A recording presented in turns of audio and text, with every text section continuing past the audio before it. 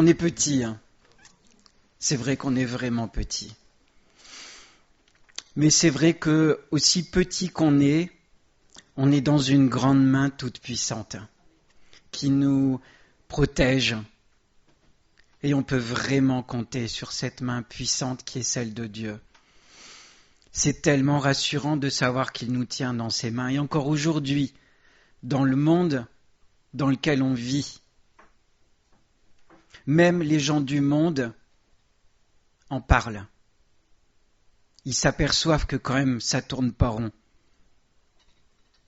Et nous, on peut rester en paix parce que on sait qu'on est dans la main de notre Sauveur. Cette main sûre. Et pour revenir aux jeunes d'hier, j'ai beaucoup aimé ce moment qu'on a passé ensemble. En fait, j'oublie que je suis responsable des jeunes. J'ai fait comme eux. J'ai patiné comme eux, comme un petit jeune. Et je me suis éclaté comme eux. Et c'était super.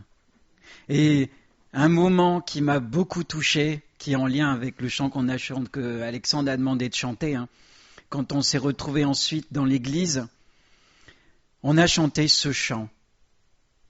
En mon cœur, j'ai choisi de suivre Jésus. Et il y avait tous ces jeunes qui étaient là. Et j'ai été ébahi du niveau sonore du chant.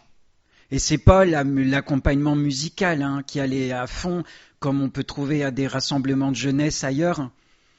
Il n'y avait pas de batterie, il n'y avait pas une sono qui crachait des décibels dans les oreilles. Quand je parle du niveau sonore, c'était le niveau sonore de tous ceux qui étaient là et qui chantaient. Et il n'y avait pas beaucoup d'adultes.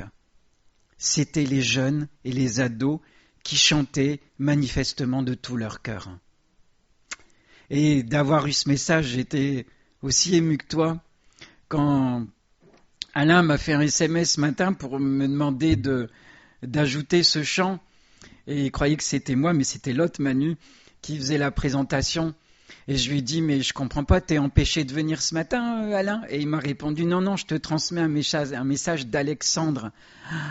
Alors là, c'était une autre dimension.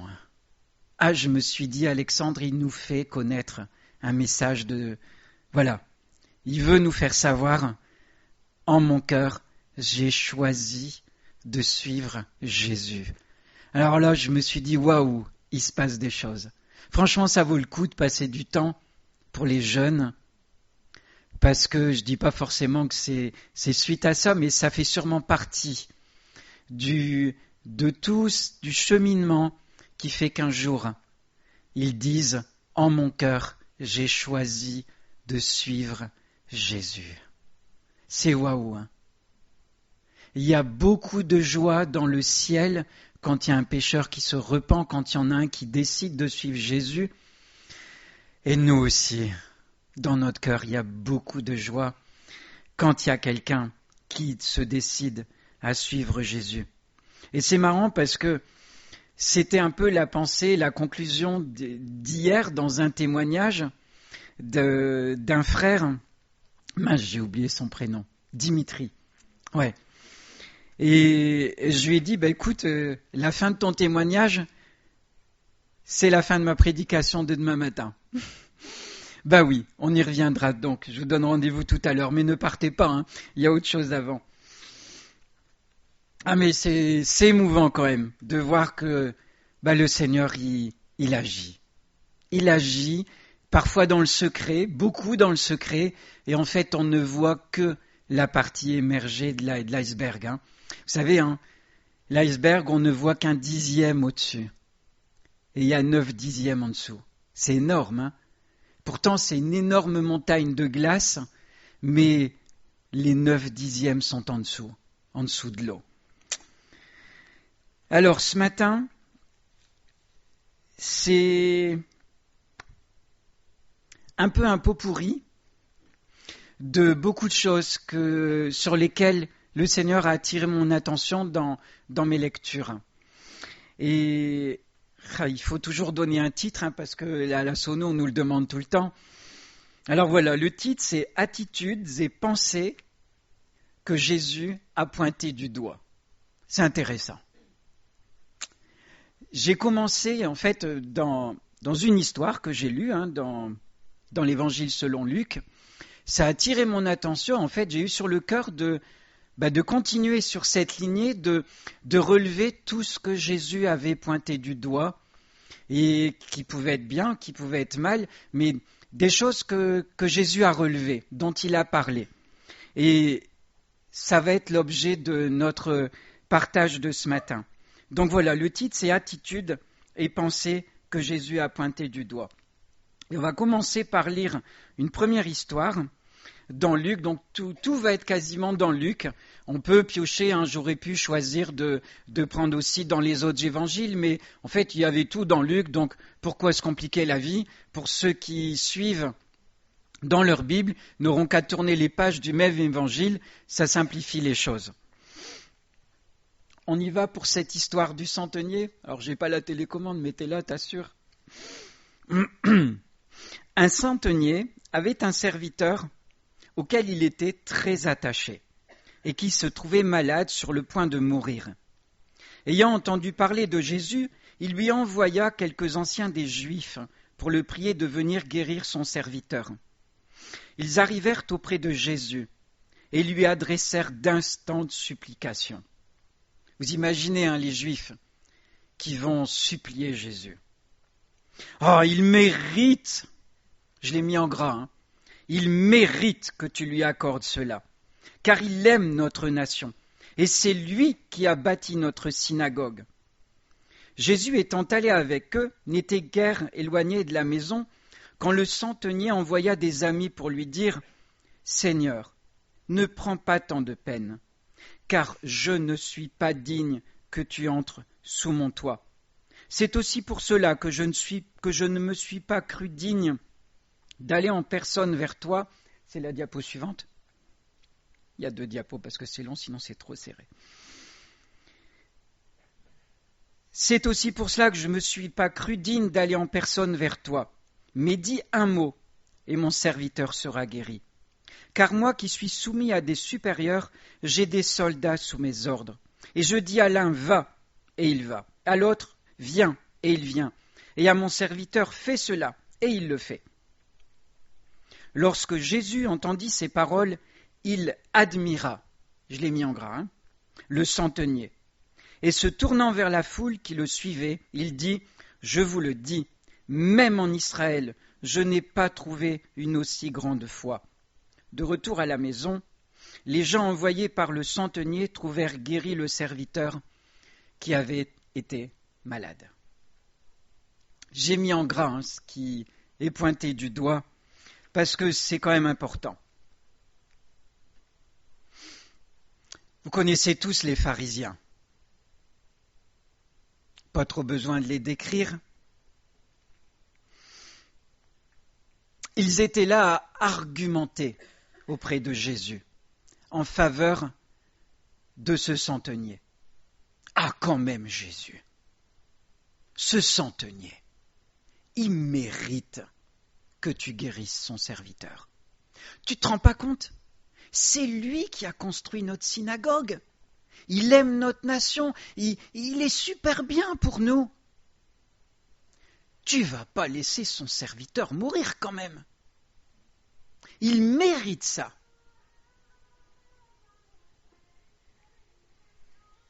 Il y a une affiche à l'entrée, qu'on peut le mettre en silencieux ou en mode avion. Alors, on va la laisser l'arrêter. Ah, c'est toujours embarrassant quand ça sonne. Ouais, c'est pas grave. Tu l'as mis en silencieux. Il est éteint. Bon, voilà. Ça ne se reproduira plus. Voilà, donc, les pharisiens, ils voulaient vraiment faire les avocats et dire, insister, mais il mérite. Devinez pourquoi j'insiste sur ce mérite. Et Jésus, on devine qu'il va guérir le serviteur du centenier justement parce qu'il mérite. Ouais, je vois des noms, ça va, ça me rassure. Ben non, Mais voyez un peu l'approche des pharisiens. En fait, ce qui sort d'eux-mêmes, ce qui sort de la bouche, est révélateur de ce qu'ils ont dans le cœur. C'est biblique. C'est de l'abondance du cœur que la bouche parle. Et les pharisiens, en exprimant ces arguments, ils ont révélé comment ils fonctionnaient à l'intérieur. Pour eux, il fallait mériter quelque chose. Pour gagner, pour avoir la faveur de Dieu, pour recevoir une réponse positive à nos demandes, il faut avoir travaillé à gagner la faveur de Dieu. On le sait tous, on s'applique à ça quotidiennement, n'est-ce pas? Ça va, hein? Ouais, ça me rassure, vos réactions me rassurent. Ben oui. Et d'ailleurs, est-ce que Jésus souligne, pointe du doigt tout ce que le centenier a fait? Pas du tout. Ouais, bah ouais. C'est ce que j'ai mis en gras dans la suite. Hein. On reparcourt. Le serviteur du centenier n'a pas du tout le regard sur lui-même, le même regard sur lui-même que celui que lui portent les pharisiens. Les pharisiens le voient comme quelqu'un qui mérite la faveur de Dieu. Lui-même ne se regarde pas du tout comme ça. Il se décrit comme étant quelqu'un qui n'est pas digne que Jésus entre sous son toit. Vous vous rendez compte, on parle de la même personne, hein, le centenier. On voit la description que font de lui les pharisiens et on voit la description qu'il fait de lui-même auprès de Jésus. On parle de la même personne. Les regards sont très différents. Et on voit le fonctionnement interne des pharisiens et on voit le fonctionnement interne du centenier. C'est fou quand même. Des pharisiens, des docteurs de la loi, des érudits, et puis là un centenier probablement pas converti, qu'on dirait pas chrétien. Mais lui, il avait tout compris. Hein. Et il a montré, non pas son mérite, non pas tout ce qu'il avait fait à Jésus. Il a tout simplement manifesté sa foi. Jésus, je ne suis pas digne que tu entres sous mon toit.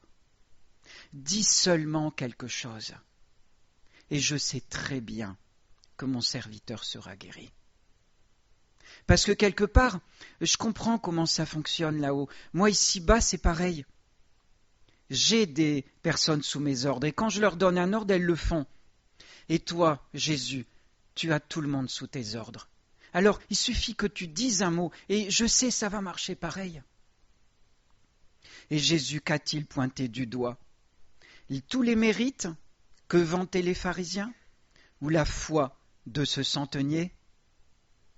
Vous allez répondre, la foi de ce centenier. Jésus, il a mis son doigt sur la foi du centenier. En Israël, il n'a pas trouvé, même en Israël, je n'ai pas trouvé une aussi grande foi. D'ailleurs, je suis en train de me rendre compte que ça rejoint en partie ce que j'avais dit à la dernière prédication. Et oui, même en Israël, Jésus n'avait pas trouvé une aussi grande foi. On passe à la diapo suivante, qui nous compare les deux attitudes. Les pharisiens, il mérite, c'est lui qui a fait. De l'autre côté, le centenier, je ne suis pas digne, je crois. Deux attitudes très, très différentes. On est d'accord? Deux attitudes très différentes. On voit donc le fonctionnement interne des pharisiens, c'est révélateur.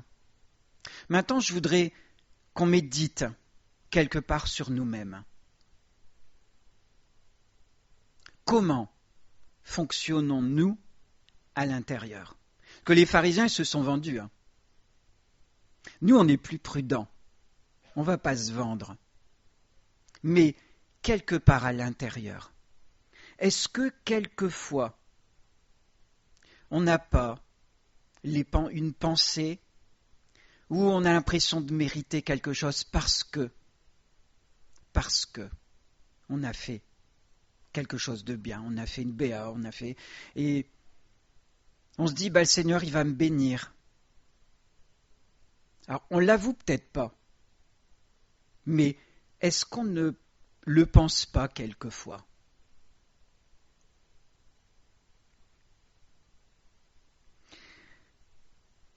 Est-ce que quelquefois on n'a pas le sentiment de mériter la paix, la joie du Seigneur parce qu'on a passé du temps avec lui? Alors je ne dis pas que c'est pas bien de passer du temps pour le Seigneur, mais est-ce que quelquefois on n'a pas l'impression, le sentiment de se dire « Oh je mérite quand même ». Est-ce qu'on mérite quelque chose? J'ai vu Catherine tout à l'heure qui a dit « On ne mérite rien ». Et oui, c'est vrai.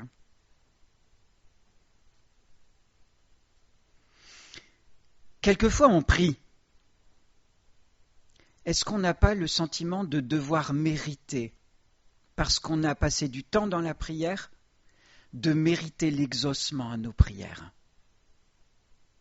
On n'a pas ce sentiment-là quelquefois? Ou alors, quand le Seigneur exauce des prières, on a l'impression que, j'avais prié, c'est ma prière. J'ai prié pour toi. Et quelque part, c'est grâce à ma prière que tu vas mieux. On n'a pas ce sentiment-là quelquefois? Ou cette pensée qui nous effleure?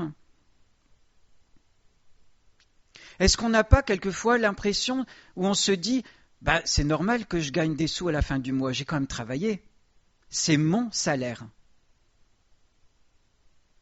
Humainement, sur la terre, sur les bases terrestres, c'est vrai qu'on mérite. Mais est-ce qu'on dit merci au Seigneur comme étant une grâce qu'on reçoit parce que c'est lui qui pourvoit à nos besoins au travers de notre travail et de notre salaire? Est-ce que quand on est assis à table, on ne se dit pas j'ai acheté tout ça parce que j'ai travaillé, c'est normal? C'est une grâce que le Seigneur me donne. Et c'est pour ça qu'on prie et qu'on dit merci. Je ne mérite rien. C'est une grâce que le Seigneur me donne. Je pourrais parler de moi aussi personnellement. Vous savez, connaissez à peu près tous mon histoire. Quand j'ai été guéri et avant, vous savez, quand j'étais plus jeune, je considérais normal d'être en bonne santé, d'être sportif, parce que je m'entretenais. J'avais jamais fait de bêtises, j'avais jamais bu, j'avais jamais fumé, j'avais jamais fait abîmer mon corps bêtement. Et pour moi, c'était normal que je me porte bien. Aujourd'hui, je ne me le dis plus du tout. Je suis en bonne santé, c'est une grâce que le Seigneur me donne. Je lui en suis reconnaissant. J'étais malade, il m'a guéri, et c'est une grâce dont j'ai été l'objet. Ce n'est pas parce que je me suis entretenu non, j'étais une loque. J'étais fichu, il ne restait plus rien de moi, et c'est Dieu qui m'a relevé. Et aujourd'hui, si je me tiens debout, c'est par sa grâce.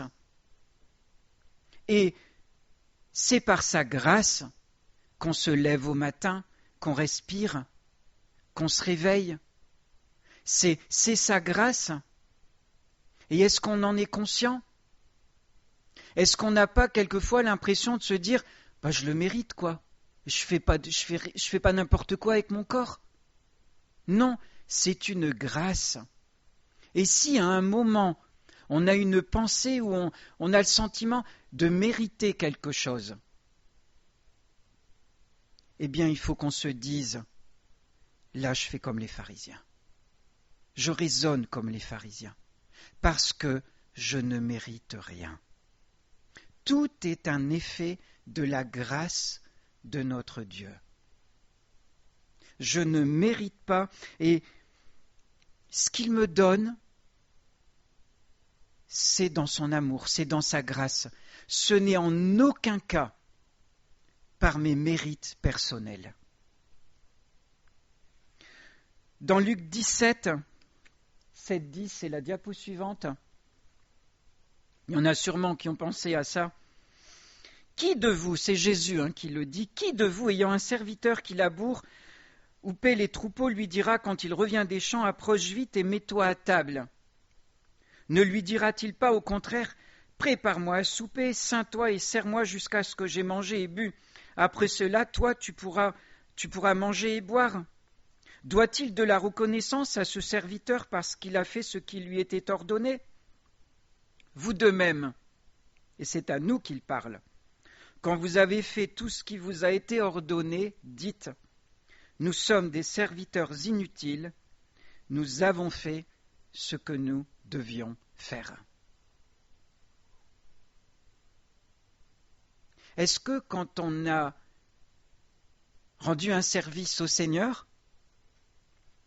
on n'a pas le sentiment de mériter une bénédiction dans notre fonctionnement intérieur? Avouons-le, quelquefois ça nous effleure. Eh bien, on ne doit pas. On doit dire, j'ai juste fait ce que je devais faire.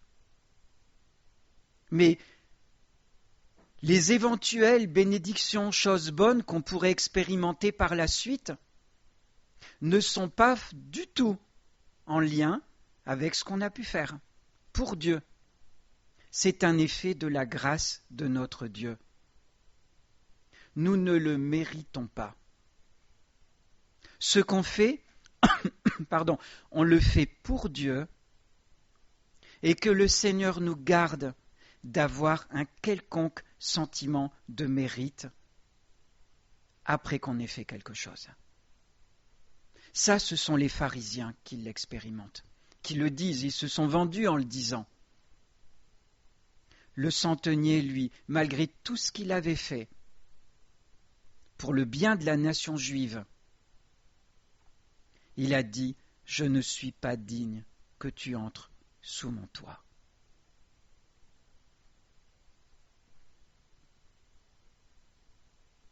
Ça nous parle quand même.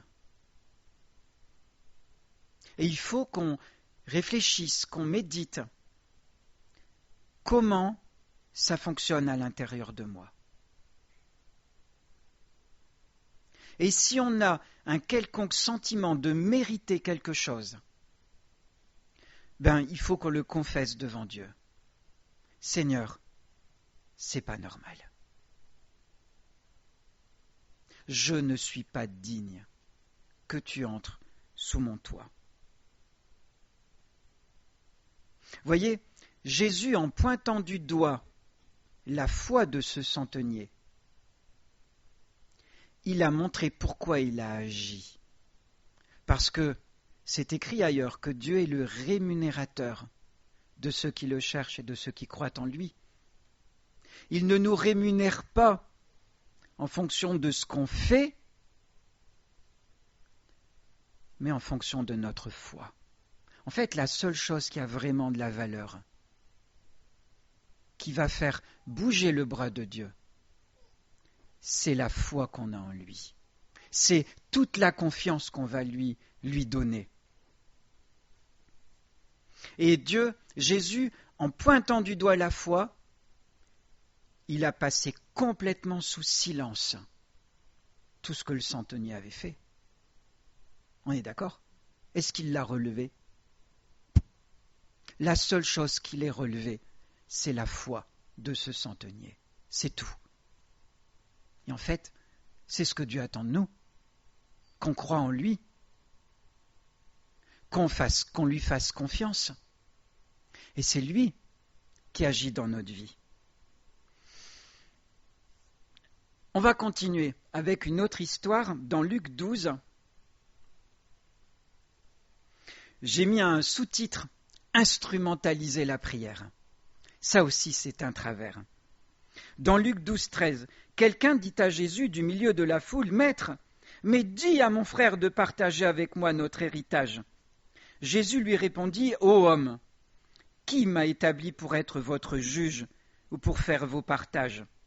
Puis il leur dit « Gardez-vous avec soin de toute avarice, car la vie d'un homme ne dépend pas de ses biens, fût-il dans l'abondance. » Ça, c'est une prière qui était adressée à Jésus.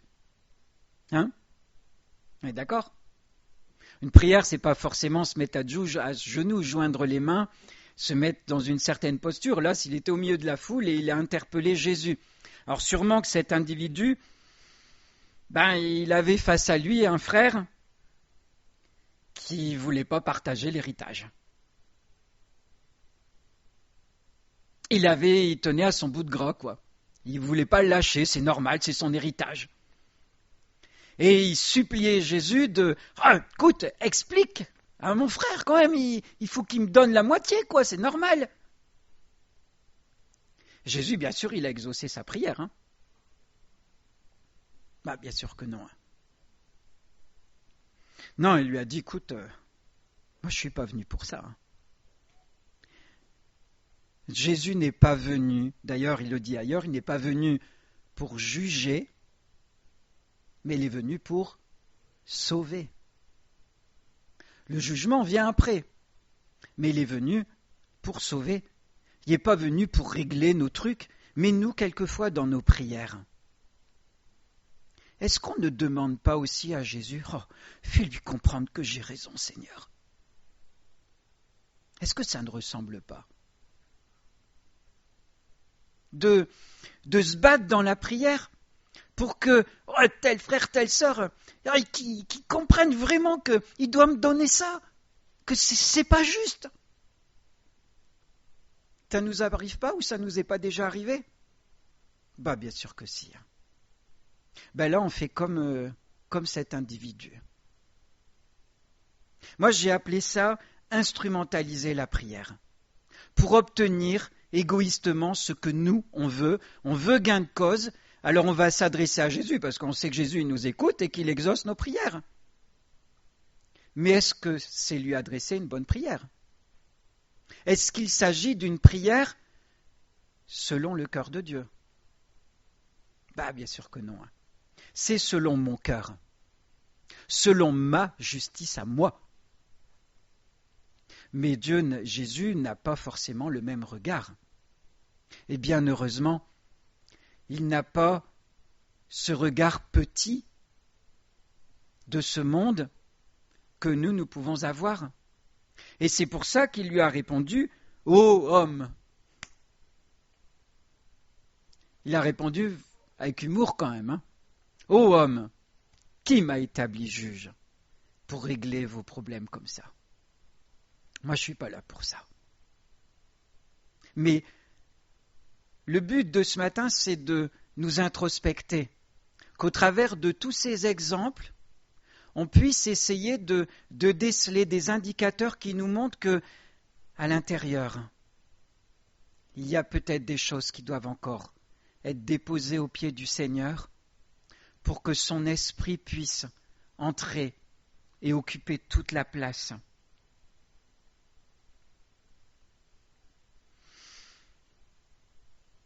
Une autre attitude. La diapo suivante. Ne pas jouir de tout ce qui est pourtant à notre disposition.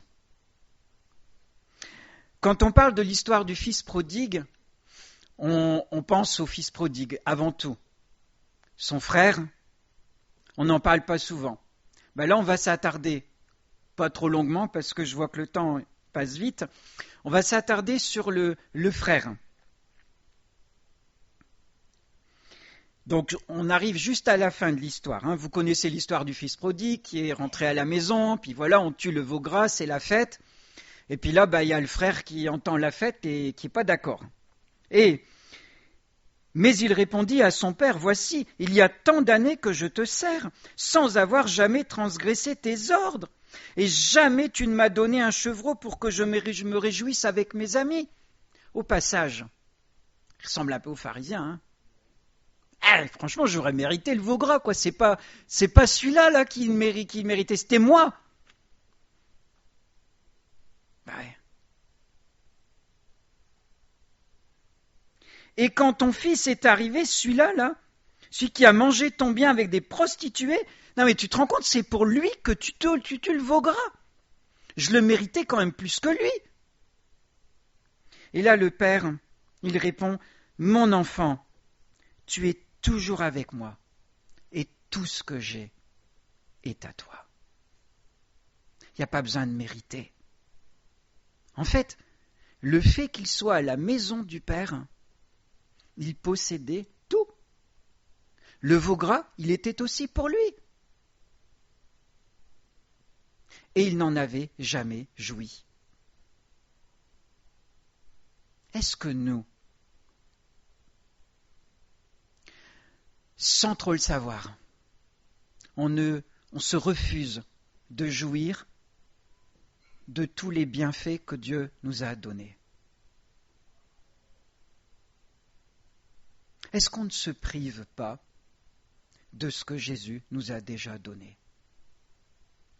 Il nous est dit qu'on a tout pleinement en Jésus-Christ. Il est le chef de toute domination, de toute autorité.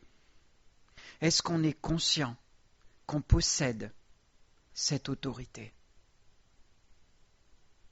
On possède des richesses par notre Sauveur. Est-ce qu'on y croit? Est-ce qu'on les saisit? Est-ce qu'on prend cette autorité devant des choses qui nous arrivent? Est-ce qu'on saisit la victoire par la foi ou est-ce que « Oh Seigneur, il m'arrive encore ça, tu ne te rends pas compte ?» Alors que il nous a donné la force et le pouvoir de marcher sur les scorpions. Et puis, on reste tout petit dans notre coin, alors qu'on possède le pouvoir de gagner contre l'ennemi. Vous croyez pas? Bien sûr que si. Et là, ce grand frère, ou je ne sais pas si c'était le grand ou le petit, mais en tout cas, ce frère, il n'avait pas conscience de tout ce qu'il possédait. Et en plus, il y avait le côté que j'appelle le côté méritoire, de penser mériter quelque chose, et que du coup, ce frangin-là, lui, vraiment, il ne méritait pas ça. Mais lui, il l'a obtenu par grâce. Il a joui du pardon du Père. Et nous, on doit entrer dans ce pardon du Père. On n'est pas enfant de Dieu par nos mérites, comme le pensait ce frère. On est devenu enfant de Dieu parce qu'il nous a fait grâce. Et si tu es encore sur ta chaise ce matin à croire que, quelque part, tu mérites d'être ton statut de croyant, tu te trompes. Tu es comme ce frère qui croyait mériter quelque chose, ou comme les pharisiens qui croyaient que ce centenier méritait quelque chose. Oublie que tu mérites quelque chose. On a besoin de la grâce de Dieu. On va passer à la diapo suivante.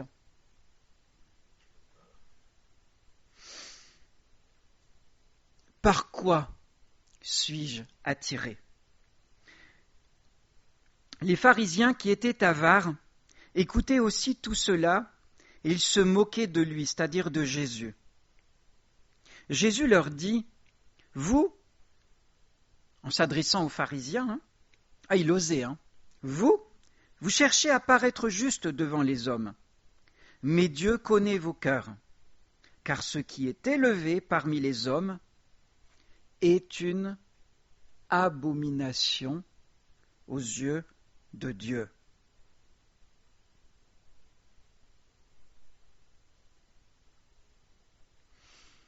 Ce qui est élevé aux yeux des hommes est une abomination aux yeux de Dieu.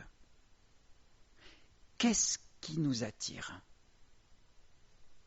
Est-ce qu'on cherche ce qui est haut? On cherche le pouvoir? On cherche la gloire? Si dans notre fonctionnement interne, on poursuit ce genre d'objectif, alors il faut se dire il y a quelque chose qui ne va pas. Parce que ce que je poursuis, la Bible me révèle que c'est une abomination aux yeux de Dieu. La diapo suivante, Luc 20, 45. Tandis que tout le peuple l'écoutait, il dit à ses disciples, « Gardez-vous des scribes qui aiment à se promener en robe longue et à être salués dans les places publiques, qui recherchent les premiers sièges dans les synagogues et les premières places dans les festins, qui dévorent les maisons des veuves et qui font pour l'apparence de longues prières. Ils seront jugés plus sévèrement. » Est-ce que je cherche ce qui est élevé? On a déjà vu, c'était pas ici, dans une église où on voit les gens qui jouent des coudes pour leur place, responsables de ci, responsables de ça. Est-ce qu'on court après ça? Est-ce qu'on a envie de courir après ça? Si on a envie de courir après ça, ce n'est pas une bonne motivation. C'est vrai, hein?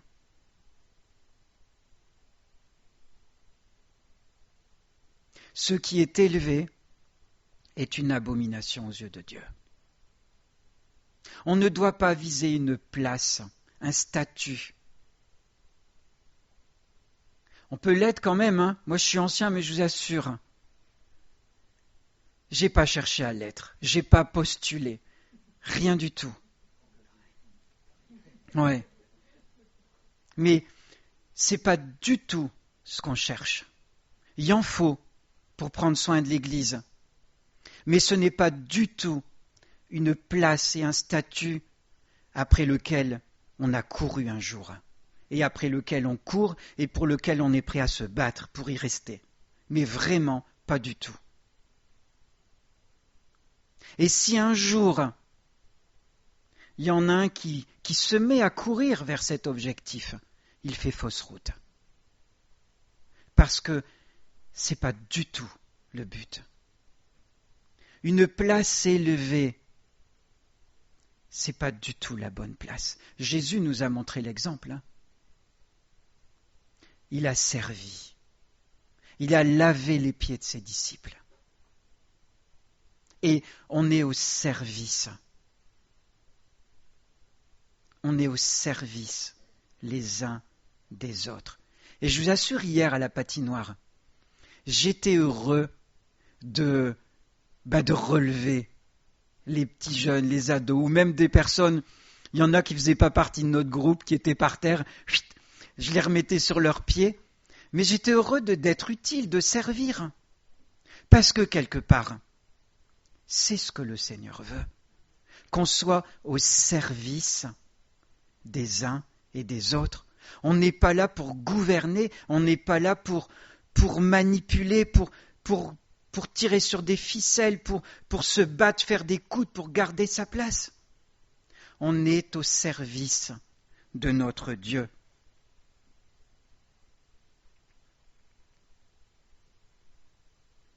Jésus nous demande, nous recommande même de nous garder de ceux qui cherchent les premières places. Ils sont dangereux. Il faut y faire attention. Il ne faut pas suivre leur exemple. Il faut se garder d'eux. Prudence. On va continuer dans diapo suivante, Luc 18, 9, 14. Se croire supérieur. Il dit encore, c'est Jésus toujours, il dit encore cette parabole en vue de certaines personnes se persuadant qu'elles étaient justes et ne faisant aucun cas des autres. D'ailleurs, j'aime bien ce verset-là. Vous savez, quelquefois dans nos Bibles, il y a un titre en italique. Mais ces titres-là, quelquefois, il faut s'en méfier. Parce que c'est celui qui a traduit la Bible qui les a ajoutés. Ils ne sont pas dans les textes originaux. Et quelquefois, les titres, ils sont dirigés selon une certaine compréhension, une certaine interprétation de la Bible. Mais là, c'en est pas un.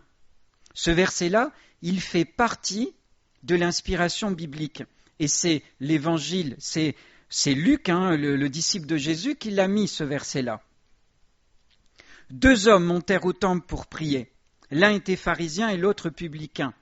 Le pharisien, debout, priait ainsi en lui-même. « Ô Dieu, je te rends grâce de ce que je ne suis pas comme le reste des hommes qui sont ravisseurs, injustes, adultères, ou même, j'ajouterai, comme ce publicain-là. Je jeûne 2 fois la semaine. Je donne la dîme de tous mes revenus. » Faut bien être pharisien. Et le publicain, lui, se tenait un peu plus loin. Il n'osait même pas lever les yeux au ciel, mais il se frappait la poitrine en disant « Ô Dieu, sois apaisé envers moi, qui suis pécheur. » Et maintenant, c'est Jésus qui l'affirme. Et c'est important de souligner cette parole de Jésus.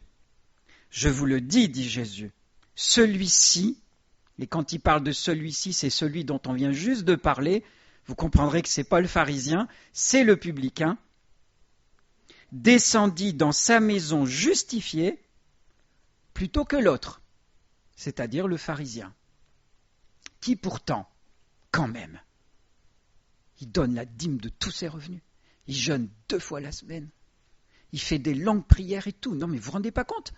Quand même, il mérite quelque chose. Ben n'empêche que lui, quand il est rentré chez lui, il a tout perdu. Il n'a pas été justifié. Parce qu'il n'a pas été justifié par ses mérites. Par contre, le publicain qui s'est humilié, qui a reconnu sa petitesse, qui a reconnu ses péchés, ben il s'est mis à jouir de la grâce divine. Et lui, il est rentré chez lui justifié, léger. Oh, le pharisien était peut-être léger à son goût,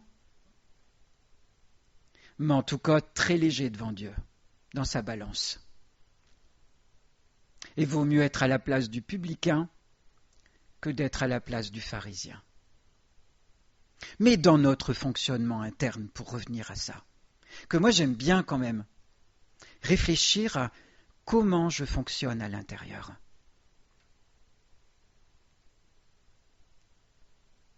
Le fait de donner.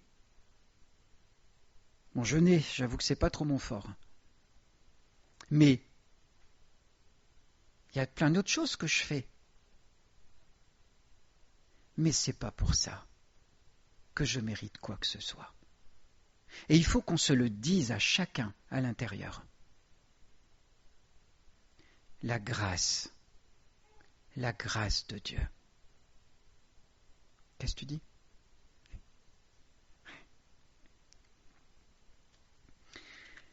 Je vais continuer. Il faut que j'accélère.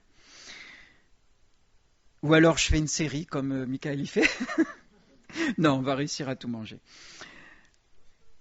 Luc 18, 15, 17. Je vais aller vite. On lui amena aussi les petits enfants afin qu'il les touche. Bon, ça c'est du vieux français. Mais les disciples, voyant cela, reprenaient ceux qui les amenaient. Et Jésus les appela et leur dit, « Laissez venir à moi les petits enfants et ne les en empêchez pas, car le royaume de Dieu est pour ceux qui leur ressemblent. Je vous le dis en vérité, quiconque ne recevra pas le royaume de Dieu comme un de ses petits n'y entrera point. » Notre regard sur les enfants, et je vais ajouter dans l'Église, quel est-il?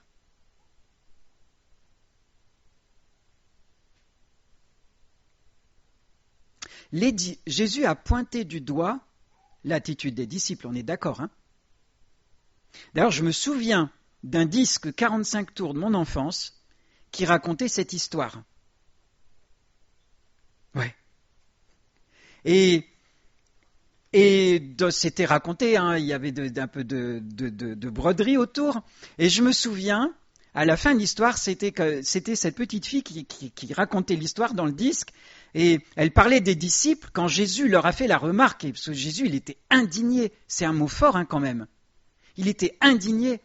Et cette petite fille, elle racontait l'histoire, elle se dit, en parlant des disciples, ils étaient rouges comme des tomates. Tellement ils avaient honte de leur attitude par rapport aux enfants. Et ouais. Parce que les disciples, ils avaient une conception, parce qu'ils ont appris au contact de Jésus, et cette expérience les a amenés à remettre en question leur vision. Pour eux, les gamins, c'était là-bas. Les autres, c'était par là. Les gamins, dans nos jambes, franchement, ils nous cassent les pieds, qui viennent pas déranger Jésus. Hein. Vous restez par là. C'était ça. Hein. Je caricaturise, mais c'est ça, hein, j'exagère pas. Qu'a dit Jésus? Effectivement, les enfants, vous restez là-bas, vous n'allez pas déranger les adultes. Ben non, Jésus n'a pas fait ça, du tout. Les disciples n'avaient pas conscience de l'intérêt que Jésus portait aux enfants. Les disciples, ils pensaient que les enfants étaient des êtres humains de seconde classe, qui n'avaient pas accès à Jésus. Ils n'accordaient pas aux enfants le respect que Jésus voulait leur accorder. D'ailleurs, je ne suis pas en train de dire que l'enfant doit être roi. Hein. Je l'ai ajouté. Je me suis dit, là, il ne faut pas qu'on me fasse dire ce que je n'ai pas dit. Hein. L'enfant, il n'est pas question que l'enfant soit roi. Mais il doit être respecté aussi. Les disciples n'ont pas respecté les enfants. Et Jésus les a rappelés à l'ordre. Et vous savez, je sais dans mon boulot, c'est une erreur que j'ai peut-être fait il y a longtemps, que je ne fais plus du tout maintenant. Vous savez, il y a des numéros, on les voit vite, on les repère. Mais si on leur parle d'une façon... toi, t'as intérêt... Je vous assure, on les allume et on va avoir des difficultés avec eux. Si on leur parle avec respect, qu'on les traite, je dirais même, avec un respect supérieur aux autres, on les a dans la poche. Mais naturellement, ce n'est pas ce qu'on a envie de faire. Jésus le savait. Et il a traité les enfants avec respect. Il a pris du temps pour eux. Il les a pris sur ses genoux. Il les a pris dans ses bras, il les a bénis. Vous imaginez la scène? C'est beau, hein? Il leur a accordé du respect. Ben oui, ce sont des êtres humains de première classe, comme les adultes. Ils ont aussi accès à Jésus. Et si on ne les respecte pas, ben on n'agit pas selon Dieu. Dieu veut qu'on les respecte aussi. Et si on s'adresse aux enfants d'une manière méprisante, je peux vous assurer qu'on les braque contre nous et ça va être compliqué. C'est sûr. On continue. On va y arriver. Luc 18, 39. Là, vous avez les versets, je ne vais pas prendre le temps de le lire, mais vous connaissez l'histoire du mendiant aveugle qui criait « Jésus, Jésus, aie pitié de moi !» et que tout le monde voulait faire taire parce qu'il allait déranger le passage serein de Jésus. Là aussi, c'était un peu comme les enfants. Ce pauvre aveugle, mais il voulait une chose, c'était de retrouver la vue. Il a entendu que c'était Jésus. Il a mis tout ce qu'il avait dans ses cris et on voulait le faire taire. Qu'a fait Jésus?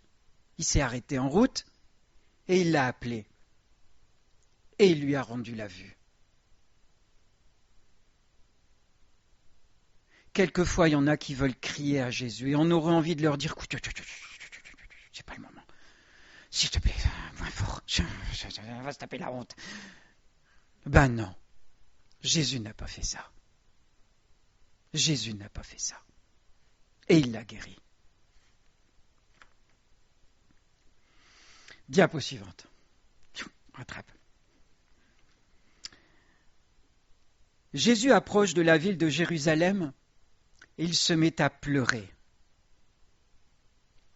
Il pleure parce qu'il sait que Jérusalem va être détruite. Et je vais juste lire ce que j'ai mis en gras. Juste avant, le verset 44. « Ils te détruiront, toi et tes enfants, au milieu de toi, et ils ne laisseront pas en toi pierre sur pierre. » Écoutez bien. « Parce que tu n'as pas connu le temps où tu as été visité. » Waouh! Et ça, c'est quelque chose qui est pointé du doigt par Jésus. Ne pas discerner le temps. Ne pas discerner le temps où Jésus, il vient pour nous appeler. Là, Jésus, il était venu. Il était en chair et en os sur la terre, à Jérusalem. Et ils ne voulaient pas de lui. Et ils l'ont crucifié. Et Jésus, il a pleuré sur cette ville parce qu'ils n'ont pas connu le temps où Jésus est venu en chair et en os au milieu d'eux. Jésus, il était profondément attristé par l'aveuglement de Jérusalem. Parce que Jésus ne pleurait pas pour rien. Il n'a pas pleuré beaucoup de fois. Dans Jean 11, 35, le verset le plus court de la Bible, Jésus pleura quand il s'est trouvé devant le tombeau de Lazare. Et là, Jésus a pleuré à nouveau sur Jérusalem. Parce que Jérusalem n'a pas connu le temps où elle a été visitée. Je continue dans 2 Timothée 3:1. Sache que dans les derniers jours, il y aura des temps difficiles. On est toujours dans ne pas discerner le temps. Car les hommes seront égoïstes, amis de l'argent, fanfarons, hautains, blasphémateurs, rebelles à leurs parents, ingrats, irreligieux, insensibles, déloyaux, calomniateurs, intempérants, cruels, ennemis des gens de bien, traîtres, emportés, enflés d'orgueil, aimant le plaisir plus que Dieu, ayant l'apparence de la piété, mais reniant ce qui en fait la force. Éloigne-toi de ces hommes-là. Vous n'avez pas l'impression qu'on parle des temps d'aujourd'hui ?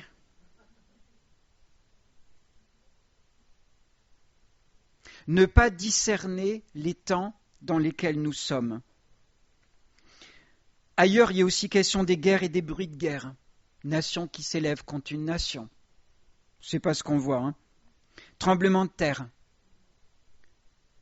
Il y en a de plus en plus. Les famines. L'eau qui menace à des endroits, parce qu'il y en a beaucoup trop, et qui manque cruellement à d'autres endroits. Le mal qui progresse. L'abandon des valeurs bibliques. Et je voulais ouvrir une petite parenthèse, parce que cette semaine, mercredi, j'étais en formation, et vraiment, je me suis dit, il faut que j'en parle, et ça a sa place là, alors j'en parle. Une formation sur les CPS. Alors peut-être que Paul et Sophie connaissent, c'est les compétences psychosociales. Ça vous dit quelque chose ? Non ? Bon, je vais avoir le plaisir de vous apprendre quelque chose. Les compétences psychosociales, c'est la nouvelle mode à l'éducation nationale, qu'on nous parle de ça. Et il y a eu des mots qui étaient des mots-clés qui ont vraiment attiré mon attention. Il y a question d'empathie. L'empathie, c'est ce qu'on appelle, nous, l'amour. Mais en fait, ça a été rebaptisé parce que l'amour s'est tellement mis à toutes les sauces, et surtout à la sauce sexuelle, qu'on l'a rebaptisé. L'empathie. Dans ces mots-clés des CPS, et si vous allez voir sur le net, vous allez trouver, il y a la maîtrise de soi, la bienveillance, l'approche positive, que moi j'apparente à la paix et la joie, être positif. Vous vous rendez compte, ce sont des mots-clés qu'on trouve dans les CPS. On ne les a pas déjà rencontrés, nous ? Le fruit de l'esprit. Dans le fruit de l'esprit. Et franchement, quand j'étais en formation, je me suis dit, mais misère, ça y ressemble. Mais vous devinez que ce n'était pas le vrai fruit de l'esprit. C'est une falsification, une imitation. Et qui est champion en imitation ? C'est le diable, le malin. Et en fait, j'ai pensé à ça, et la façon de réussir à acquérir toutes ces compétences psychosociales, il y a la méditation, il y a le yoga, tout ça, qui est en train de débouler dans nos écoles. Qui se dit pourtant laïque et contre les religions.